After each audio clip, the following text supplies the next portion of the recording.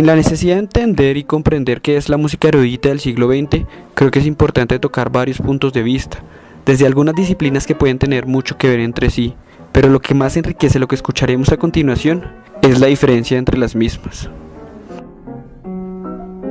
En la búsqueda de personas que podrían ayudarme, me encontré en un centro cultural con muchos ritmos y géneros diferentes, que lo único que logran es matizar mi búsqueda. Quiero comenzar explorando un poco la experiencia desde distintas perspectivas, como un joven estudiante de producción musical de la Universidad de los Andes, y es así como comienza su discurso acerca de este tema.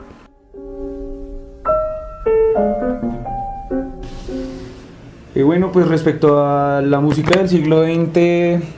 yo creo que es importante hablar como tal primero del marco socioeconómico y como tal de lo que pasó en el siglo XX. Fue una época en la que hubo demasiados avances tanto en tecnología, en ciencia, se dieron demasiados cambios sociales, demasiadas guerras, demasiados acontecimientos importantes que ayudaron a generar un entorno para desarrollar asimismo música. Entonces, pues, en base a lo que yo he estudiado como músico, ya que no soy músico de conservatorio, sino que estudio producción musical como tal, para mí lo más relevante en cuanto a música se refiere en este periodo, podemos destacar que se creó una necesidad importante acerca de lo que era realizar música para medios audiovisuales. Es importante ver que para esta época del siglo XX se empezó a experimentar con la grabación de sonidos, con producir música para cine, para, como había dicho, medios audiovisuales. El desarrollo se desarrolló la radio y la televisión, y por tanto se creó esa misma necesidad. Creo que de esa parte se puede resaltar mucho la experimentación no tanto en armonía y en la parte de la música de la música tonal, sino todo se enmarcó en la música que precisamente está fuera de la tonalidad, música atonal. Se generaron diferentes movimientos bastante importantes como el sevillalismo, el neoclasicismo, el minimalismo, la música electrónica y también el posmodernismo. Aunque la contextualización hace parte importante de la experiencia y llega a indicar una claridad acerca del tema, Andrés Felipe Romero, con quien estamos hablando, también nos expone acerca de sus gustos frente a este estilo musical.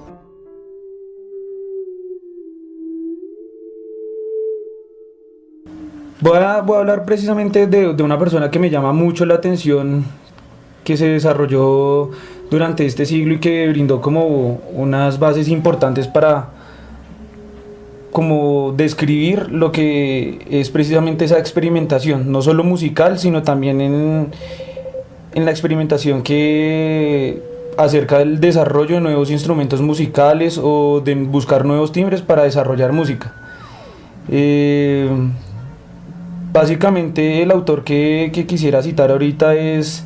Thomas Bloch. Él fue un músico francés que también desarrolló parte de la producción musical. Él se caracterizó bastante porque ha desarrollado a lo largo de su trayectoria musical diferentes instrumentos que han sido vitales para el desarrollo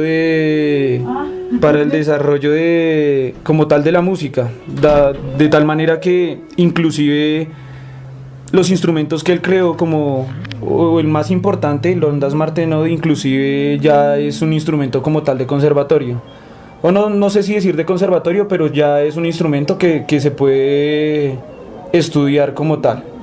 Es un instrumento que, hablándolo en palabras escuetas, tiene un sonido muy parecido o como sonará un poco gracioso, pero a los sonidos que produce los Tetris, para que puedan entenderme más o menos. Y básicamente lo que él realizó con esto fue realizar experimentación, o sea, experimentar básicamente con ese instrumento, generando nuevos timbres y generando música en la cual, una especie de música minimalista. Básicamente, él creó no solo ese instrumento, también creó una armónica de cristal, que también fue importante, para el desarrollo de diferentes obras, no, para música teatral, inclusive para improvisación y bandas sonoras.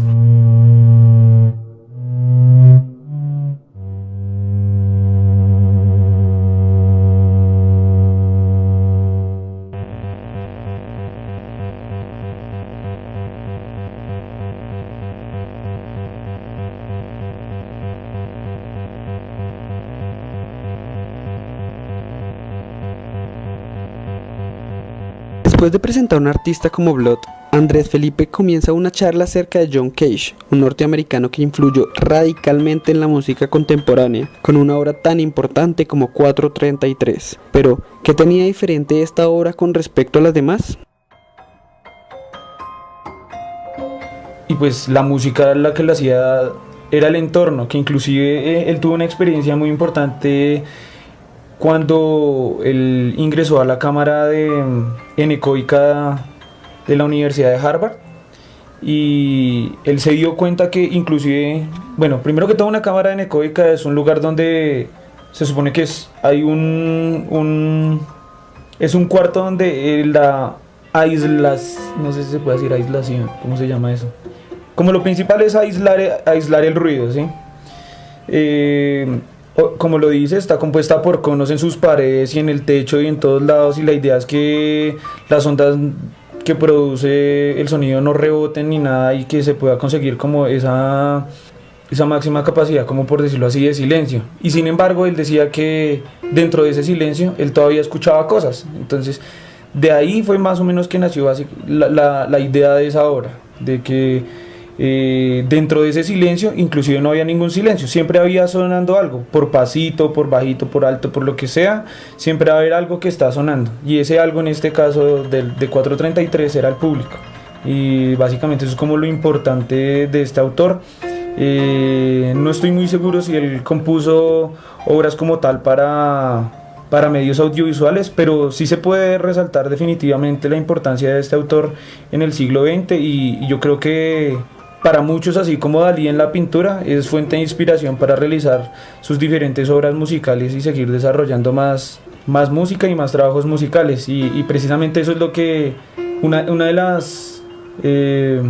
no puedo decir fuentes de inspiración para mí para realizar música, pero yo creo que eso es lo que permite que la música siga viva y que cada día salgan nuevos ritmos y nuevas experiencias musicales, independientemente de los gustos que las personas tengan. Puede que a muchas personas les encante el Ondas Martenot, pero para algunas personas de verdad les suene como música para Tetris y sea lo más tedioso, pero para otras personas puede ser lo que realmente estaban buscando como música y lo que en otro contexto no habían encontrado. Y ya, muchas gracias. Pero si se habla de esta obra, es importante escucharla. Por ello aquí está un corto fragmento de una de las obras más importantes del último siglo.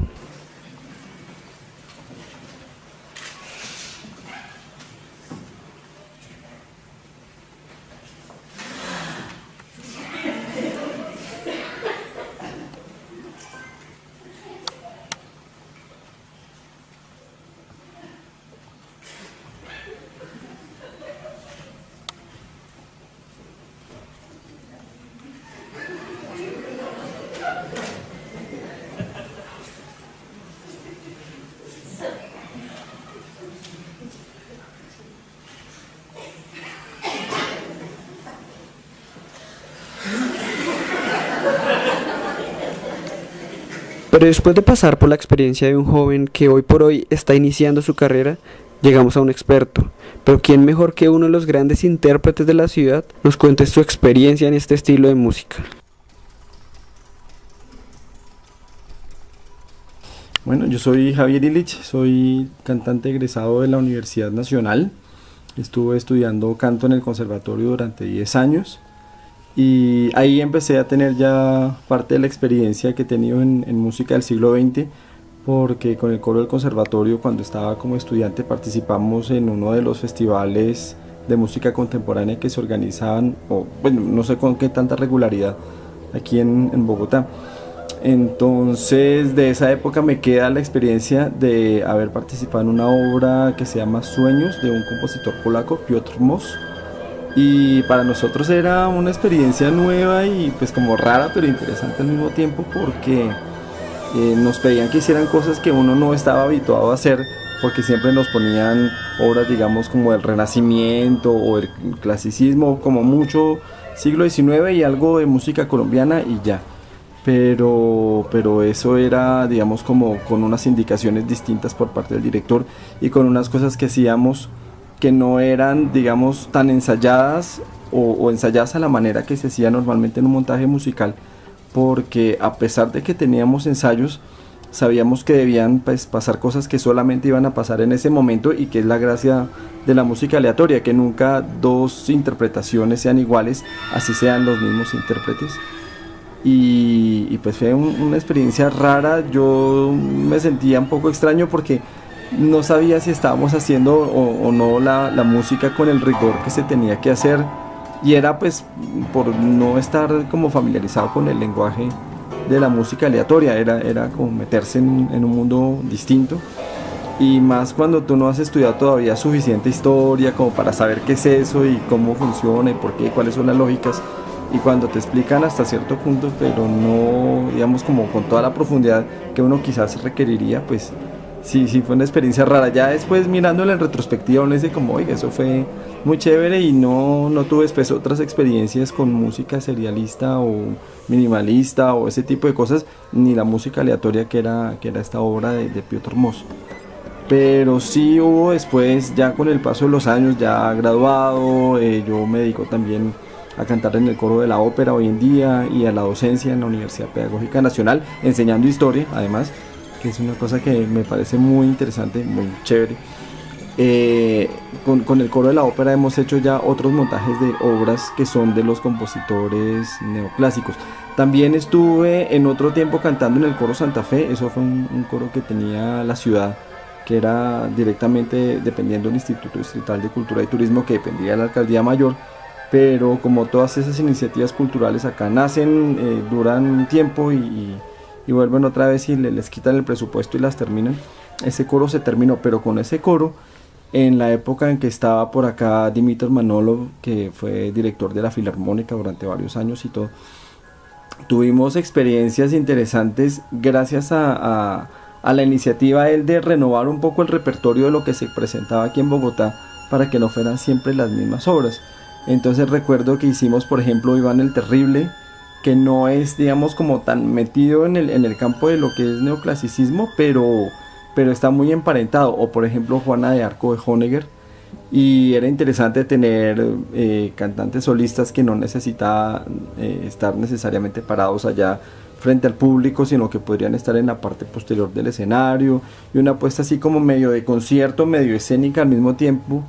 De hecho esa era la propuesta que hacía Honegger con esas obras, como por ejemplo también El Rey David, pero esa sí no la hemos hecho acá.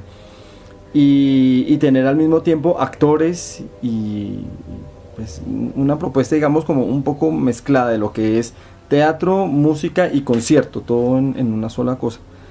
Y el lenguaje que se maneja es distinto, la manera de interpretar, pues digamos, de pronto sí había más ese rigor al que uno está acostumbrado de la música tradicional, que lo que tuve la experiencia de vivir en Sueños de Piotr Moss. Pero también pues la armonía y todo, y el lenguaje mismo y la manera como se maneja, hacía que fuera como una experiencia nueva, diferente. Después, hace unos como 3 años, tuvimos también la ocasión de hacer con la Filarmónica Edipo Rey de Stravinsky. Es otra obra que tampoco se había hecho en Colombia, y yo estaba muy expectante de ver cómo se iba a hacer, porque en la concepción original de Stravinsky el coro debía estar todo puesto en el escenario con la orquesta y con los cantantes vestidos de negro, con la cara pintada de blanco. Era una cosa así como muy particular. Pero también he visto, por ejemplo, una producción japonesa lindísima de una puesta en escena con bailarines, con actores, con cantantes, y la orquesta pues no está visible, simplemente le reservan el escenario a lo que sería una puesta en escena. Y además una propuesta muy interesante, utilizando máscaras y cosas y muñecos. Fue muy, muy chévere. En cambio, en la propuesta acá era pues mucho más como lo que nosotros estamos acostumbrados al formato de concierto, el coro ubicado detrás de la orquesta, los cantantes ubicados delante de la orquesta, sin una puesta en escena como tal, pero sí era de todas maneras muy interesante el lenguaje que se maneja en Stravinsky, y hacer, digamos, como cosas que de pronto uno no está tan acostumbrado, por lo que te digo, del repertorio que se hace acá normalmente, e igualmente el público, siempre están como escuchando obras del siglo XVIII, del siglo XIX, y las rarezas son cuando se hace algo pequeño del siglo XX o algo del siglo XVII o de para atrás. Bueno, al hablar de esas rarezas, podríamos puntualizar algunas de esas rarezas de interpretar música del siglo XVIII, siglo XIX, a interpretar música del siglo XX, como que puntualmente digamos que son esas rarezas, esas diferencias. Pues como decía, el lenguaje te pide otras cosas, te pide otras armonías distintas, te pide otras maneras de cantar o otros efectos musicales distintos que no se usaban porque no hacían parte del lenguaje ni de la estética del XIX o del XVIII. Y eso hace que la obra sea radicalmente diferente y por lo mismo muy interesante, a menos de que sea una persona, digamos, como tan conservadora en su gusto, que oiga esas cosas y diga, no, eso a mí me suena raro, me suena feo, no, como que no es la música, lo que yo espero de la música. Pero exceptuando ese público así como tan conservador, el otro público se ve, digamos, como muy, ¿cómo se llama? Como cautivado, porque es una música con unas propuestas estéticas diferentes. De alguna manera lo que pasa, por ejemplo, también con el Carmina Burana de Orff, que gusta tanto y siempre que se presenta eso se llena de gente, y nosotros hemos hecho 80.000 versiones de Carmina Burana, con actores, sin actores, en espacio abierto, en espacio cerrado, con, digamos, como medio puesta en escena, sin puesta en escena, con bailarines, sin bailarines, de todo. Y sin embargo es una obra que ya es como tan famosa y que gusta tanto, que siempre se llena y siempre es un éxito. Y los que, digamos, como que analizan un poco la vida musical bogotana o del país, dicen, pero siempre Carmina Burana. Entonces es rico cuando aparece algo que no sea Carmina Burana, como por ejemplo Edipo Rey. Lastimosamente se hizo esa vez, que fue hace como unos 2 o 3 años, y no se ha vuelto a hacer. Es una música que hace falta también como meterla un poco como en el imaginario y en el gusto del público, porque cuando no hay como elementos nuevos o cosas nuevas que aparecen en la programación de los conciertos de las orquestas y todo, como que se vuelve entonces ese estar siempre girando en torno a lo mismo, ¿no? Y pues digamos como que se empobrece un poco, por decirlo, el panorama musical, tanto en el quehacer musical como también en el imaginario y en los referentes del público que asiste a conciertos.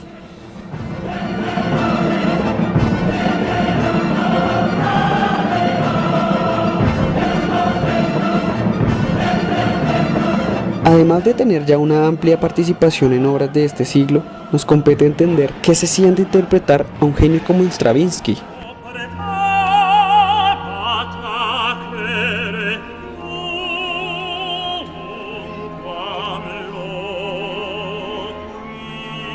Participando en Edipo Rey fue bien particular. Al principio, cuando el director del coro de la ópera nos convocó para hacer el montaje y todo, y la gente empezó a estudiar la música, se encontraron que como no es el lenguaje habitual de la música del siglo XIX o XVIII, que es lo que más se hace acá, entonces era un poco más demandante. Es una música más difícil porque le pide a uno tener un mayor, digamos, como manejo de cantar intervalos que no son como tan usuales o tan consonantes, y digamos, el manejo con el ritmo, con el texto, hace que se complejice bastante. Y entonces no faltó el que pronto dijera como, uy, no, yo mejor como que no me meto en eso, de pronto porque no sintieran que tenían suficiente experiencia o conocimiento o posibilidad, o porque dijeran, no, esto ya como que se sale de mi gusto o de mis intereses, entonces se retiraban del montaje. Y eso pues resulta igualmente preocupante para un director cuando ya, digamos, como que cuenta con un grupo de personas y de pronto algunos se le van como pasó por ejemplo también cuando se intentaron hacer los montajes de la octava sinfonía de Mahler, aunque eso sí ya es anterior históricamente, ¿no? Ajá. Pero son obras que son demandantes desde el punto de vista musical, le piden unas, ¿cómo sería eso? Como una experiencia o unas competencias musicales diferentes y es más exigente, entonces se vuelve más difícil, pero cuando uno está metido de cabeza en eso y le gusta y pues está consciente que es otra música como con otros parámetros y con otras exigencias, pero uno se mete allí, pues lo estudia y todo, lo prepara y es muy rico cuando eso ya empieza a sonar en los ensayos y se empieza a tener esa sensación de esa música distinta con unos elementos diferentes, a veces unos coros, por ejemplo, con unos intervalos que lo harían pensar uno como en una música, no sé, de pronto por allá antigua. De hecho, pues la obra de Edipo Rey está basada en una tragedia griega, ¿no? Entonces también como la manera como Stravinsky evoca un poco como ese espíritu o ese ambiente de la tragedia griega, pero trayéndolo a un lenguaje musical pues muchísimo más contemporáneo. Y es muy rico cuando ya empieza a sonar la obra y luego cuando ya se junta con solistas y luego cuando ya se une con la orquesta y se trabaja con el director. Y lo último y de pronto como lo más rico, y es una de las experiencias que uno le quedan para toda la vida como intérprete, es el momento de la verdad, o sea el concierto. Cuando ya, es decir, en un ensayo por ejemplo, si hay errores o cosas se puede parar, se puede corregir, todo eso. En el momento del concierto ya como se fue, ¿no? Pero ya digamos como la emoción de haber preparado todo y estar, digamos, como cantando y haciendo sonar todo eso que es como diferente, y la respuesta del público, eso es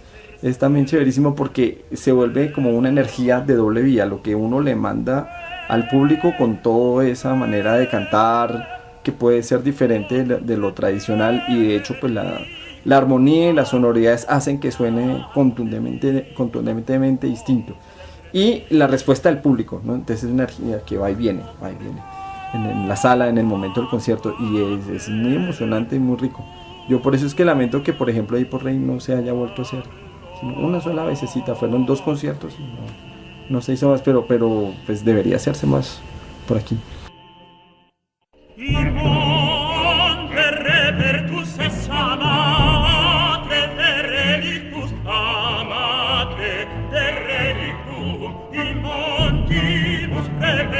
Importante hablar como tal primero del marco socioeconómico y como tal de lo que pasó en el siglo XX. Fue una época en la que hubo demasiados avances tanto en tecnología, en ciencia,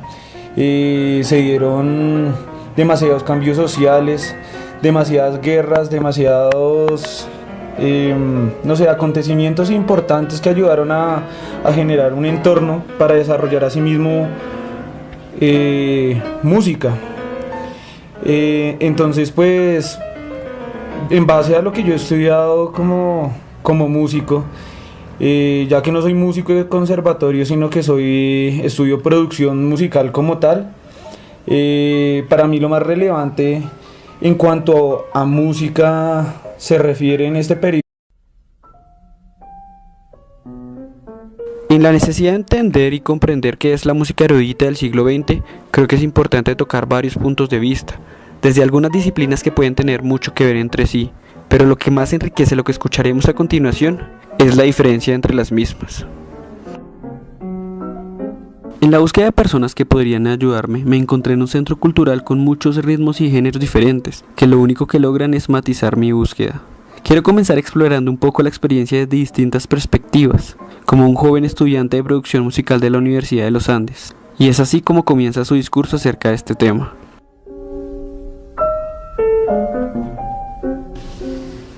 Bueno, pues respecto a la música del siglo XX, yo creo que es importante.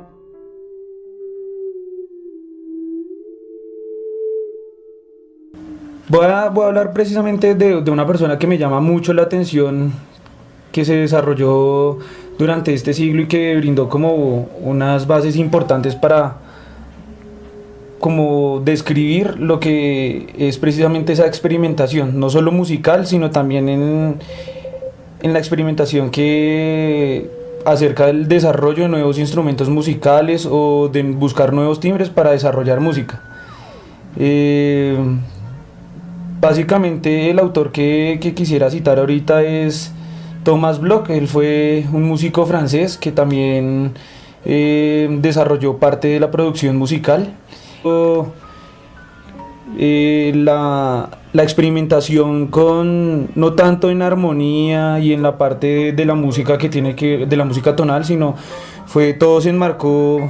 en la música que precisamente está fuera de la tonalidad, música atonal. Se generaron diferentes movimientos bastante importantes como el sevillalismo, el neoclasicismo, el minimalismo, la música electrónica y también el posmodernismo. Aunque la contextualización hace parte importante de la experiencia y llega a indicar una claridad acerca del tema, Andrés Felipe Romero, con quien estamos hablando, también nos expone acerca de sus gustos frente a este estilo musical. Podemos destacar que se creó una necesidad importante acerca de lo que era realizar música para medios audiovisuales. Es importante ver que para esta época del siglo XX se empezó a experimentar con la grabación de sonidos, con producir música para cine, para, como había dicho, medios audiovisuales. Se desarrolló la radio y la televisión y por tanto se creó esa misma necesidad. Creo que de esa parte se puede resaltar mucho